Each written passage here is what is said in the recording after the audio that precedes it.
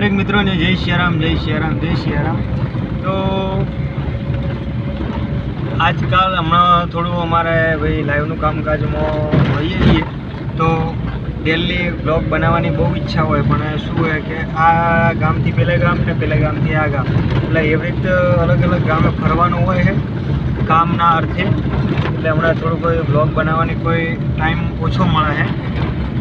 અને આજે આપણે ડેલી બ્લોગ નાખીએ એટલે તમને ભાઈ અમુક ટાઈમે એમ થતું હોય છે કે ભાઈ આ આવા બ્લોગ કેમ નાખે વગર કામના. પણ હવે ડેલી બ્લોગ આપણે નાખીએ એટલે હવે એમાં એવું કે વચમાં ગેપ પાડી શકતા નહીં, એટલા માટે મારે આ રીતે પણ એક વિડીયો બનાવીને નાખી દેવો પડે જેથી કરીને કંઈ ગેપ ના રહે.